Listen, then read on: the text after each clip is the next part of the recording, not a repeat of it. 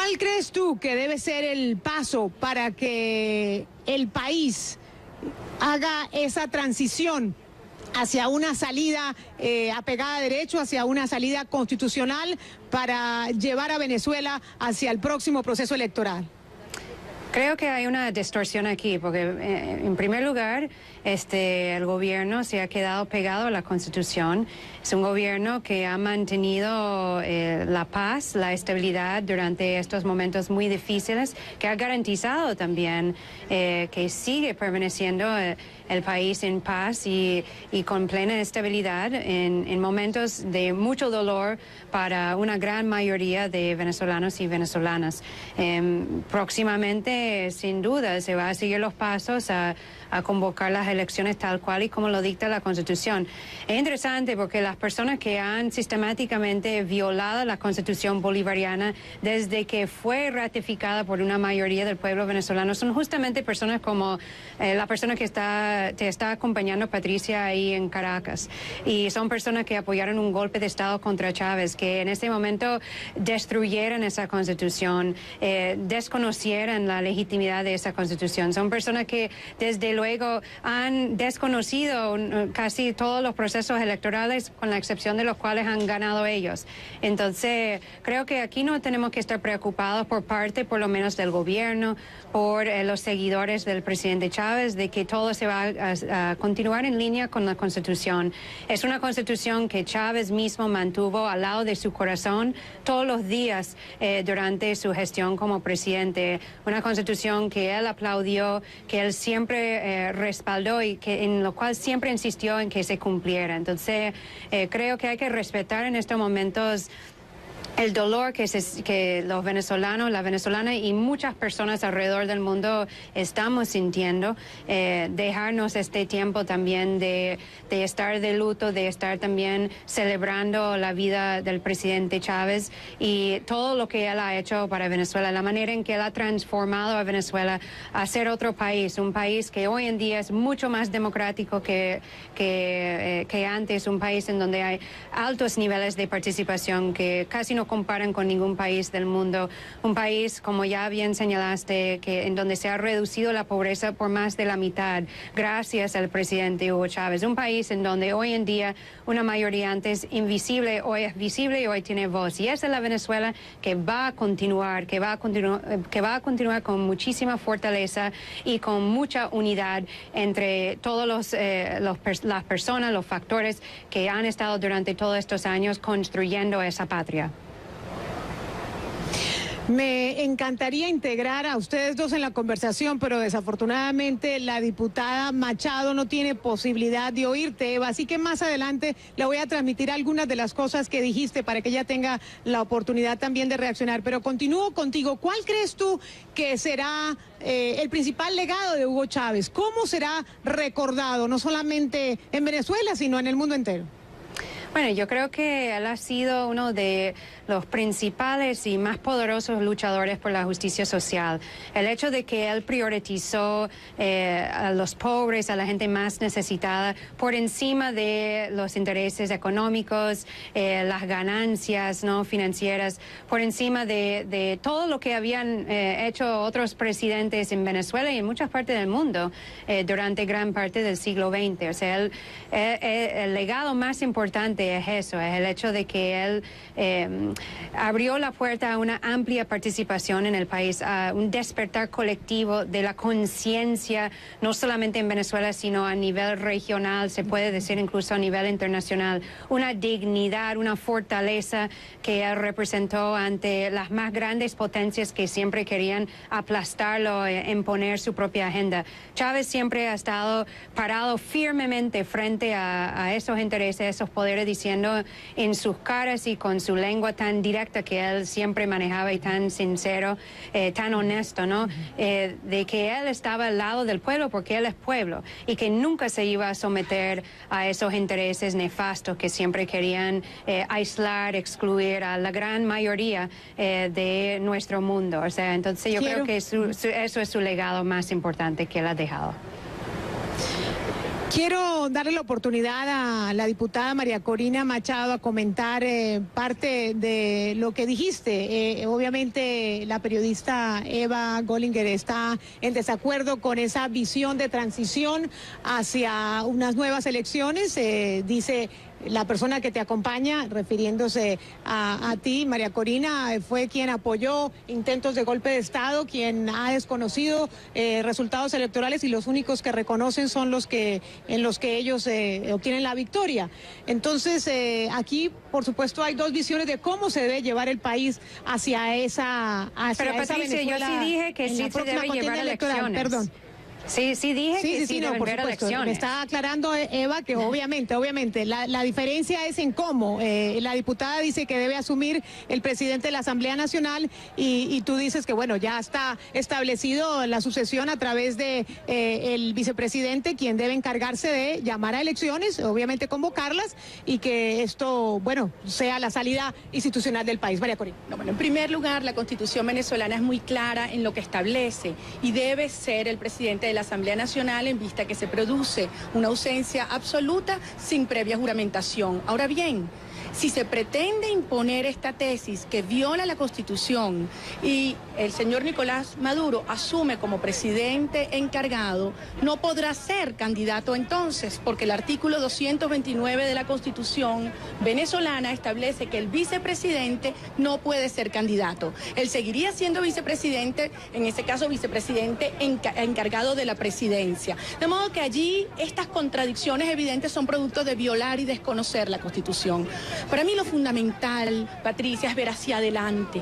Una Venezuela que cierra un ciclo y que quiere vivir en paz, con seguridad, con libertad, con superación y estabilidad para Venezuela y la región. Y si ese respeto y esa compasión que dicen solicitar algunos de los miembros del chavismo tiene que ser mutua y absoluta y deben dar evidencias de que hay esa vocación de diálogo y de integración. Y por eso que comiencen, que se liberen a los presos políticos que hay en Venezuela, que regresen los exilados, que se detenga la persecución y la criminalización de la disidencia, el acoso a los periodistas y por supuesto el respeto a la soberanía venezolana, no permitir la injerencia cubana en el destino de nuestro país. Esas son las evidencias, esos son los primeros pasos que tienen que darse para que en Venezuela se pueda reconstruir la confianza entre venezolanos y de los venezolanos hacia sus instituciones. Yo tengo mucha confianza en el pueblo de Venezuela. Hemos visto cómo se ha actuado pacíficamente, con respeto, con genuina compasión hacia los hermanos que sufren dolor y pérdida en estos momentos. Y tiene que haber por parte de las autoridades venezolanas el mismo respeto hacia todos los venezolanos y hacia nuestra Constitución, que es clara e inequívoca. Eva, ya te voy a dar la oportunidad de responderle porque sé que sonreías en algún momento de la respuesta de la diputada, pero antes de despedir a María Corina Machado, me pregunto si ya con todos los procesos electorales vividos en Venezuela, ya están todos los bandos de acuerdo que las reglas de juego funcionan, que esas son las que sirven y que aquí las cosas están dadas para que hayan unas elecciones libres y transparentes. Lo que está claro es que las elecciones no han sido limpias, libres y transparentes. En Venezuela los empleados públicos son perseguidos, muchos piensan y les hacen creer que su voto no es secreto. Hay un abuso brutal de los recursos del Estado, no solamente los recursos económicos, los empleados públicos, la infraestructura del Estado. Ha habido un diseño del proceso que es realmente ventajista a favor de quien ejerce la presidencia y compite desde el Estado, todo el uso del aparato del Estado.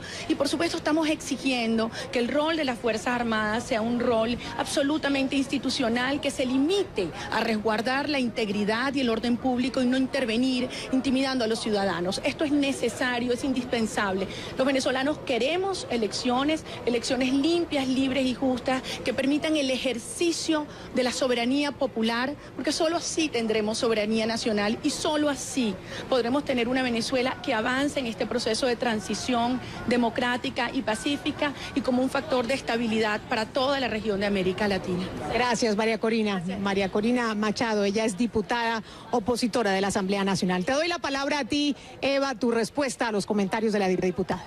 Bueno, no me gusta perder mucho tiempo respondiendo a una persona así, pero entonces, según la lógica de María Corina Machado, si todas las elecciones en Venezuela no son limpias, no son legítimas, no son transparentes, entonces la elección en la cual ella ganó no es legítima y ella no es ninguna diputada. O sea, es una lógica ridícula porque, como decía antes, solo cuando ellos ganan está bien el sistema electoral y cuando no. Y no hay que reiterar tantas veces, Patricia, lo que ya todos sabemos y se debería transmitir de una forma seria, que es que el proceso electoral en Venezuela ha sido certificado por la gran mayoría de observadores internacionales, de cuerpos especializados en eso, como uno de los mejores sistemas electorales del mundo, transparente y legítima. Entonces, mucho mejor, por ejemplo, de lo que existe en Estados Unidos. Y por otro lado, para aclarar una cosa, si el vicepresidente Maduro en este momento es juramentado como un presidente interino, deja de ser vicepresidente y entonces así puede ser candidato a las próximas elecciones presidenciales. O sea, es siempre un discurso que distorsiona y me parece una falta de respeto inmensa que en estos momentos de dolor que está sintiendo el pueblo de Venezuela y muchos alrededor del mundo, que se enfoca en unos temas así de golpismo, porque al final es lo que es el discurso de esa señora es siempre buscando la manera de desacreditar y deslegitimar el gobierno de Hugo Chávez y ahora los que lo han sucedido. Creo que lo importante aquí, Patricia, es destacar simplemente que hoy hemos perdido un gran líder latinoamericano, pero también internacionalista, una persona que dio una inspiración al mundo, que cambió también en gran parte la cara de la lucha por la justicia social, dio voz a esa lucha digna y es alguien que es apreciado por millones y millones de personas alrededor del mundo y eso lo estás viendo tú allá en Venezuela y lo están viendo otras personas a través de otros distintos medios de comunicación alrededor del mundo. Pueden intentar distorsionar la imagen del presidente Chávez, pero nunca van a lograr distorsionar la persona de Hugo Chávez. Él es una persona, ha sido una persona honesta, sincera, dedicado, quien se entregó alma y corazón a su pueblo, a su patria y bueno, será siempre amado por su pueblo y por sus seguidores. Ahora, Eva, consultando las opiniones de algunos analistas mucho más distantes del gobierno de Hugo Chávez, algunos de ellos coinciden en que Hugo Chávez pudo lograr todos, digamos, sus conquistas sociales, lo pudo haber hecho sin tanta agresividad en su discurso, en su mensaje, sin promover esta lucha de clases. ¿Tú cómo lo ves? Es que Chávez no promovía una lucha de clase, es que existe una lucha de clase. Es como los que lo acusaban de polarizar a Venezuela, entonces están desconociendo de manera, creo yo, a propósito, pero tal vez por ignorancia, el hecho de que Venezuela era ya un país muy polarizado.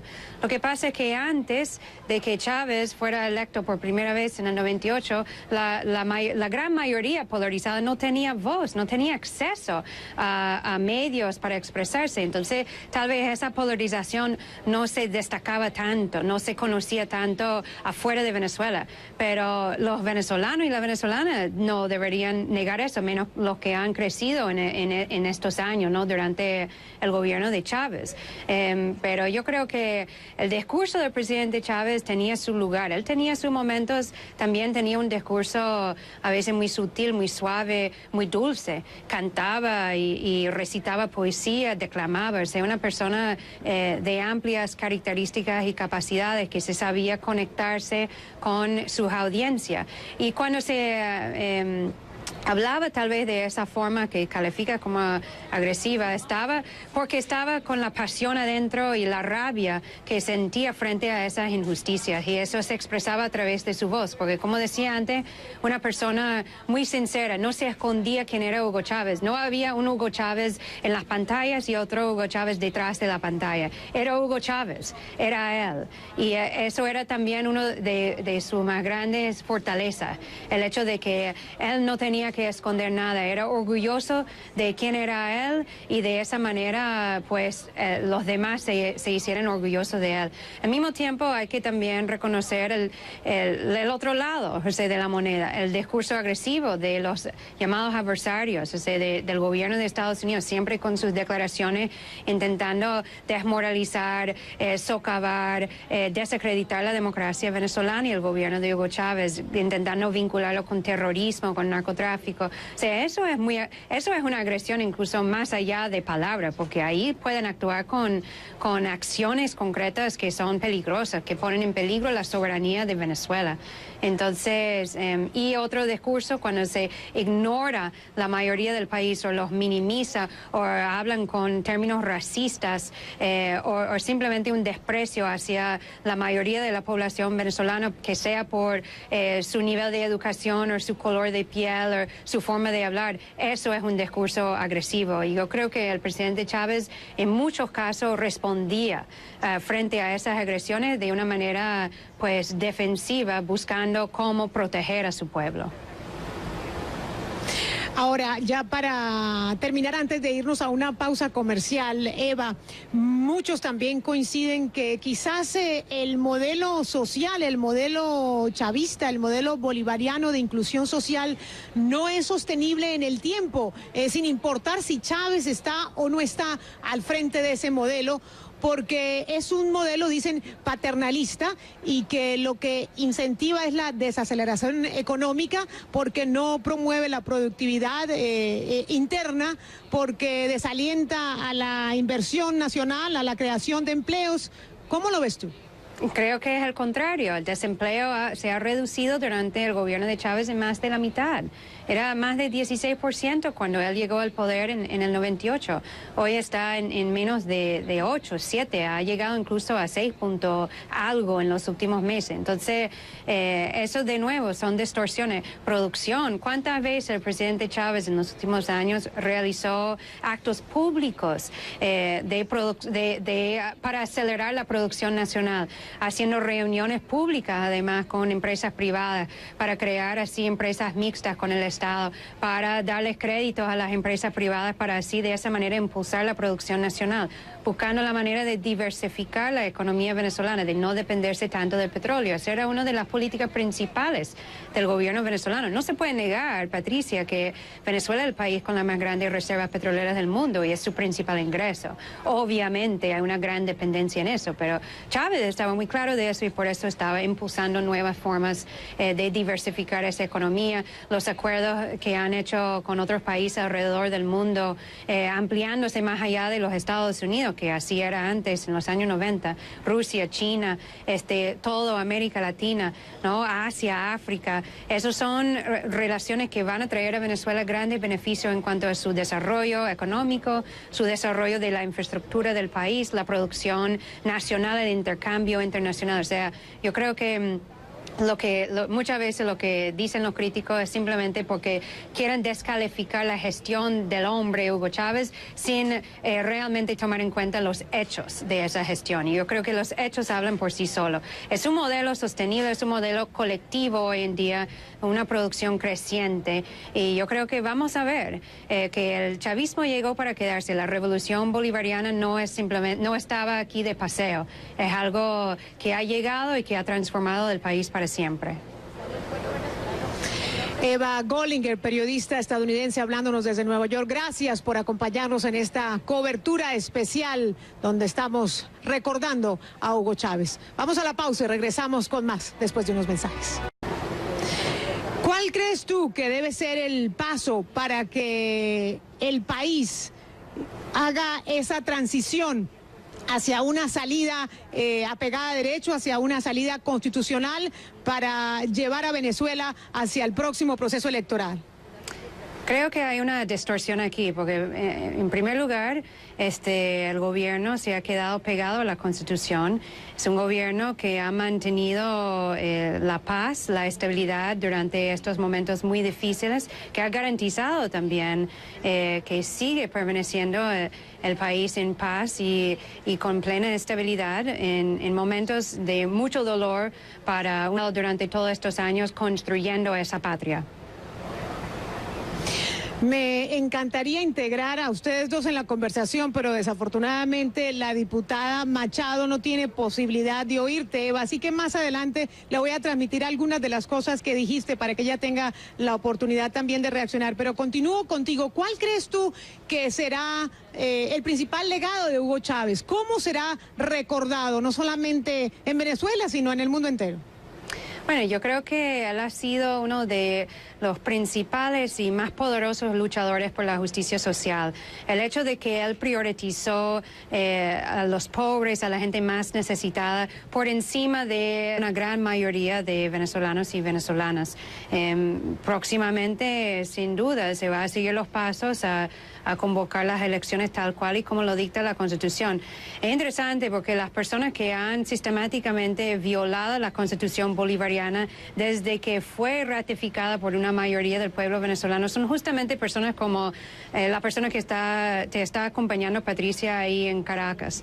Y son personas que apoyaron un golpe de Estado contra Chávez, que en ese momento destruyeron esa Constitución, desconocieran la legitimidad de esa Constitución. Son personas que desde luego han desconocido casi todos los procesos electorales, con la excepción de los cuales han ganado ellos la vida del presidente Chávez y todo lo que él ha hecho para Venezuela, la manera en que él ha transformado a Venezuela a ser otro país, un país que hoy en día es mucho más democrático que antes, un país en donde hay altos niveles de participación que casi no comparan con ningún país del mundo, un país, como ya bien señalaste, en donde se ha reducido la pobreza por más de la mitad gracias al presidente Hugo Chávez, un país en donde hoy en día una mayoría antes invisible hoy es visible y hoy tiene voz, y esa es la Venezuela que va a continuar, que va a continuar con muchísima fortaleza y con mucha unidad entre todos las personas, los factores que han estado. Entonces, creo que aquí no tenemos que estar preocupados por lo menos del gobierno, por los seguidores del presidente Chávez, de que todo se va a continuar en línea con la Constitución. Es una Constitución que Chávez mismo mantuvo al lado de su corazón todos los días durante su gestión como presidente. Una Constitución que él aplaudió, que él siempre respaldó y en lo cual siempre insistió en que se cumpliera. Entonces, creo que hay que respetar en estos momentos el dolor que los venezolanos, la venezolana y muchas personas alrededor del mundo estamos sintiendo, dejarnos este tiempo también de estar de luto, de estar también celebrando